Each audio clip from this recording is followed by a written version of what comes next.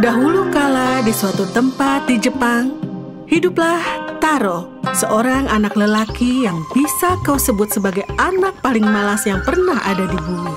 Sepanjang hari, Taro hanya berbaring di peron di depan gubuk kecilnya dan tidak melakukan apa-apa selain mengobrol dengan orang-orang yang lewat.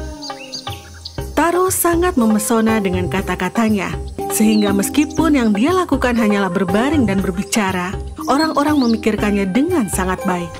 Tidak ada yang tahu dari mana asal Taro. Seorang petani telah menemukannya saat bayi dan akan mengadopsi Taro untuk menjadi anaknya.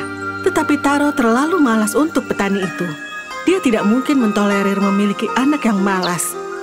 Jadi petani itu membiarkan dia memiliki gubuk kecil ini dan tinggal di sana sendirian. Terpesona oleh kata-katanya yang menyenangkan, para penduduk desa sangat ingin menyenangkan Taro, sehingga mereka akan membawakannya makanan dan merawat gubuknya seolah-olah Taro sedang membantu mereka dengan menerima bantuan mereka.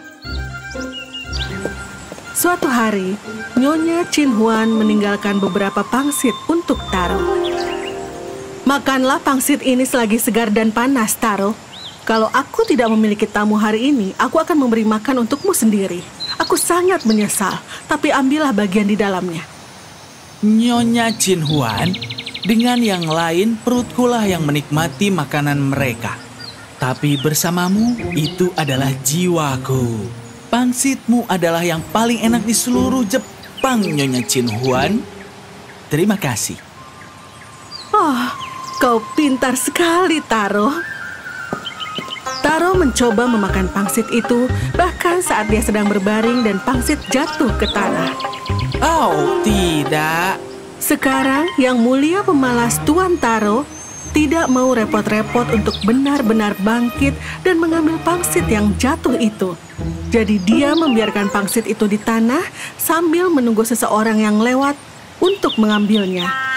Beberapa jam berlalu dan tidak ada yang berjalan lewat karena saat itu musim panas dan matahari sangat terik. Akhirnya, seorang bangsawan yang sebenarnya adalah gubernur provinsi itu melewati gubuk Taro. Selamat siang, Yang Mulia. Apa kau mengenalku, anak muda? Yang Mulia, seorang pria dari bangsawan agung dengan karavan pengendara dan pengawal pasti punya jabatan yang sangat tinggi. Aku terkesan dengan pesonamu, dan kebetulan aku adalah gubernur provinsi ini. Yang Mulia, maukah kau berbaik hati meminta salah satu anak buahmu untuk mengambilkan pangsit itu untukku? Dan mengapa kau tidak mengambilnya sendiri? Apa kau punya penyakit? Oh, tidak, Tuan. Tetapi bagi seseorang yang berbaring senyaman diriku, kau pasti menyadari betapa repotnya jika aku harus bangun. Ditambah, kau dan anak buahmu harus melewati itu. Tapi apakah waktu kita tidak sepenting milikmu, anak muda? Mengapa kami harus berhenti melakukan sesuatu untukmu yang dapat kau lakukan dengan sangat baik untuk dirimu sendiri? Lihat, kau adalah anak muda yang menawan. Mulailah berbisnis. Aku akan membantumu. Bisnis? Apa yang aku sangat butuhkan sehingga aku harus mengambil resiko bisnis?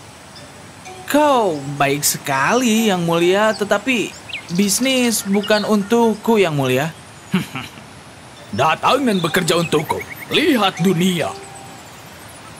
Dunia adalah langit dan burung dan sungai dan pepohonan. Aku dapat melihat mereka dengan sangat baik dari sini, Yang Mulia. Terima kasih atas semua kasih sayangmu. Tapi aku jamin aku lebih bahagia jika aku seperti ini.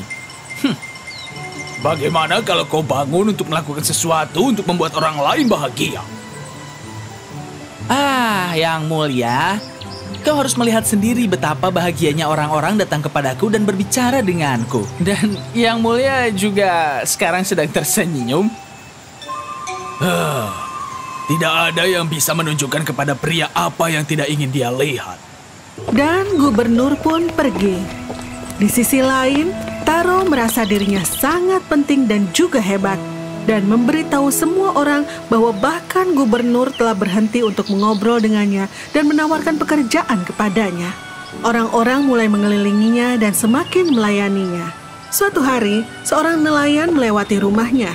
Taro sangat ingin makan ikan hari itu, jadi Taro memintanya. Hei, Tuan Nelayan. Tampaknya kau memiliki tangkapan yang bagus. Kau pasti nelayan yang sangat handal. Mereka ini ikan. Mereka akan terjebak dalam jaring siapapun. Maukah kau memasak satu untukku malam ini? Aku dengar kau memiliki keahlian khusus dalam memasak ikan. Taro, daripada berbaring di sini sepanjang hari, kenapa kau tidak ikut denganku besok? Aku akan mengajarimu cara memancing dan cara memasaknya. Aku tidak akan menyayangkan apapun dari tangkapanku. Bangun dan pelajari sesuatu, Taro. Dunia jauh lebih besar dari tempatmu berbaring sepanjang hari. Dunia adalah langit dan burung dan sungai dan pepohonan. Aku dapat melihat mereka dengan sangat baik dari sini. Terima kasih. Taro, kau seperti dua katak Osa dan Kyo. Izinkan aku menceritakan sebuah kisah. Dahulu kala hiduplah dua katak di negeri kita di Jepang. Osa tinggal di sepanjang garis pantai di selokan dekat kota Osaka. Dan Kyo tinggal di sungai yang mengalir melalui kota Kyoto. Keduanya ingin melihat dunia. Aku ingin melihat dunia ini. Melihat keajaiban yang dimiliki dunia. Webe. Aku ingin tahu apa yang ada di balik pegunungan itu. Bagaimana kalau ada sesuatu yang tidak pernah kita impikan ada? Lalu suatu hari kedua katak kecil itu berangkat dari rumah masing-masing. Osa dari parit dan Kyo dari sungai. Mereka melompat melintasi hutan dan akhirnya tiba di gunung yang memisahkan Osaka dari Kyoto.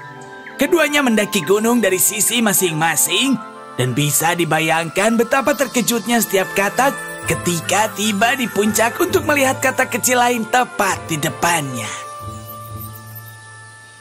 Kau pergi juga? Kau pergi juga? Tapi kau harus mengakui, itu melelahkan. Oh, lihatlah kakiku. Semuanya sakit dan terluka. Kau pikir semua perjalanan ini sepadan? Bukankah dunia hanya pasir dan pantai? Aku tidak tahu. Maksudku, apakah dunia itu hanya sungai dan pepohonan? Tunggu dulu. Apa itu pantai? Oh, pantai itu banyak air. Seperti sungai. Mungkin. Bisakah kita katak kecil melihat dunia dari atas sini? Webe. Kau tahu? Mungkin kalau kita berdiri dengan kaki kita dan meregangkannya, maksudku benar-benar meregang. Kemudian kau akan melihat kotaku. Webe. Dan aku akan dapat melihat kotamu di sini dari gunung. Kemudian aku akan bisa melihat apakah pantaimu itu seperti sungaiku. Dan aku dapat melihat apakah sungaimu seperti pantaiku. Webe. Jadi kedua katak itu menggeliat, benar-benar menggeliat untuk melihat apa yang ada di baliknya. Untuk melihat harta apa yang ada di dunia. Osa menghadap Kyoto dan Kyo menghadap Osaka. Tetapi mereka lupa bahwa mereka adalah katak dan katak memiliki mata di belakang kepala mereka. Jadi ketika mereka benar-benar meregangkan dan mengangkat hidung mereka ke langit, mata mereka melihat ke belakang dan masing-masing hanya melihat kota mereka sendiri. Sungaimu terlihat seperti lautku. Bebek. Dan lautmu terlihat seperti sungaiku. Bebek. Dan dengan demikian mereka kehilangan semua harta dunia. Apakah kau juga memiliki mata di belakang kepalamu, Taro?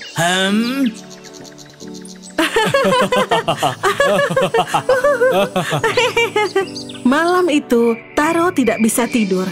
Dia tidak biasa diolok-olok, dan ketika dia memikirkan apa yang dikatakan gubernur dan nelayan, Taro tahu bahwa mereka itu benar.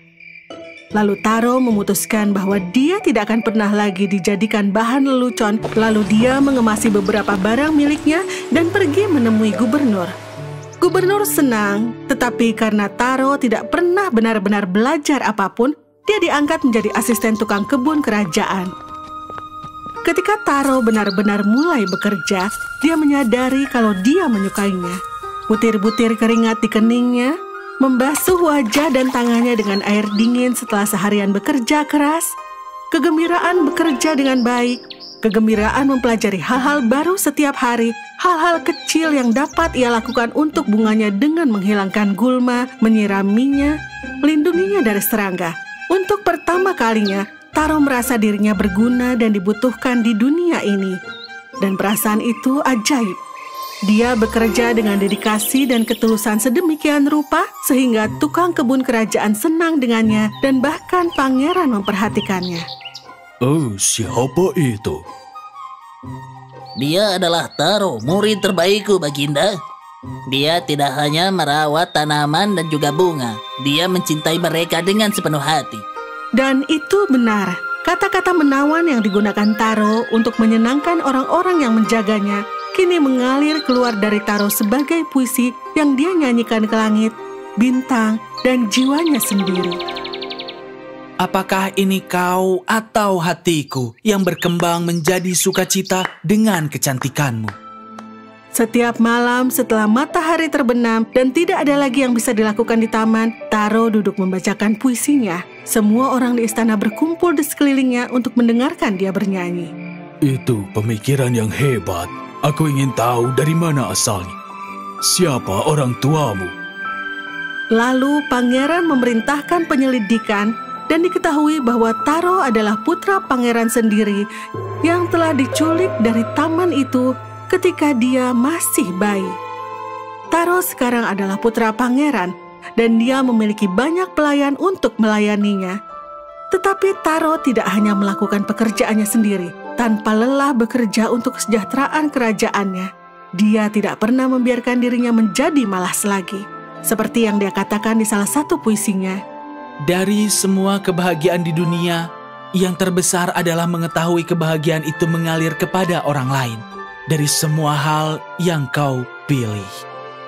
Kemalasan adalah jebakan, tetapi ketika kita memecahkannya dengan luas, dunia indah terbuka di hadapan kita, dan kita menemukan kebahagiaan seperti yang Taro lakukan.